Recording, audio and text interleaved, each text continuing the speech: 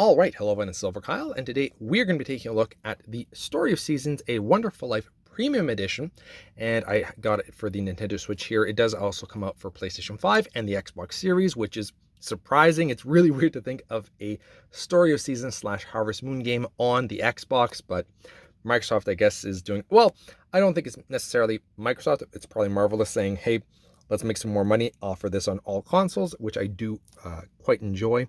And I kind of wish that I might have gone for maybe the PlayStation 5 because the Switch is really underpowered now, and sometimes these games do work. I mean, if they're not really, the thing that I think of is this going to be really demanding on the console?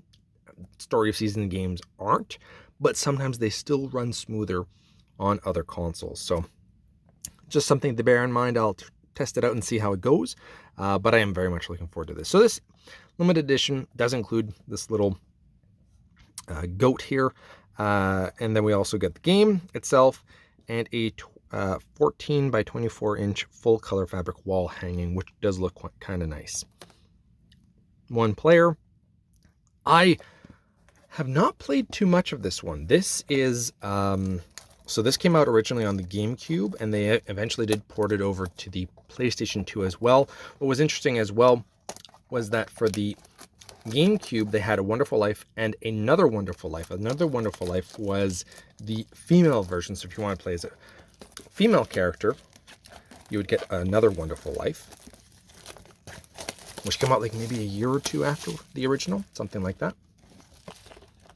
Put it to the side. And I didn't play too much of this. I played the crap out of Back to Nature on PlayStation 1 and Harvest Moon 64. Absolutely love those. And then my brother did have a GameCube, and he had this game, but I had never really dived too much into it. So I'm very much looking forward to trying this out.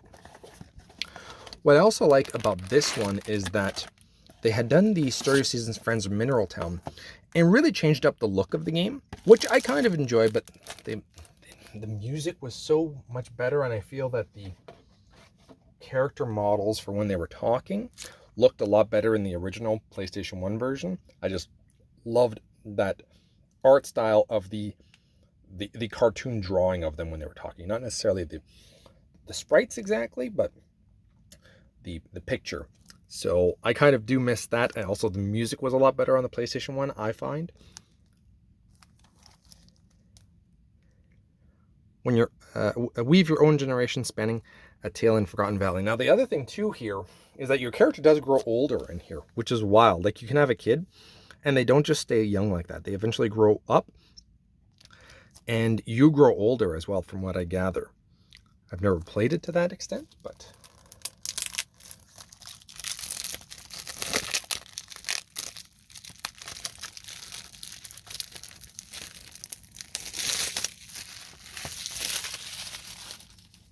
take a look inside, because look at this. This is wild. We actually get, okay, first of all, there's background art that's actually gorgeous. Look at that cow. Is that a horse? Yeah. Very, very, very nice. But we actually get a manual. This is, and for these games, I find that they're very useful. If you've never played one of these games, it kind of shows you different people that you can marry. I have no idea, so which ones am I going to marry? She was always quite nice.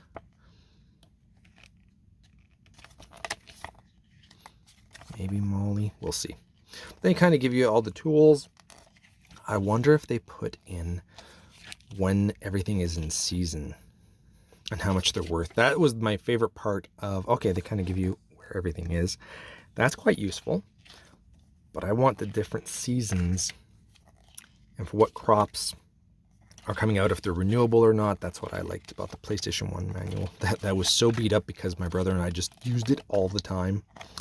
They don't have that. But that's still, I mean, nothing to laugh about. That's something that we rarely ever get, and it's in color. Like, well done. take a look at the drawing here. Am I able to, yeah, let's not just destroy this. Open it up.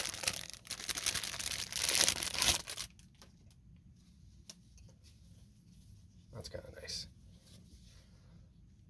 Probably will not fit on this, but it's very, very, very, very, that's nice. I like that. Also, I always named, I think in this one you actually got to pick if you wanted a cat or a dog, which is the first time I think in these games where you got to choose that. You might have been able to on the Game Boy games as well. But anyway, for the dog, I always went with Bowser. That to me seems like the perfect name for a dog. I love that name, and as boring as it sounds, my first cow is also called Milky. It's something I did when I was younger, and I just stuck with it. In the same for my horse, it was usually Thunder. That one made a little bit more sense. I mean, Milky makes sense, but it's kind of boring at the same time. Let's put that here and just switch that like that. And let's take a look at the plushie, which used to be pre-order bonuses sometimes. Now they come with these premium editions.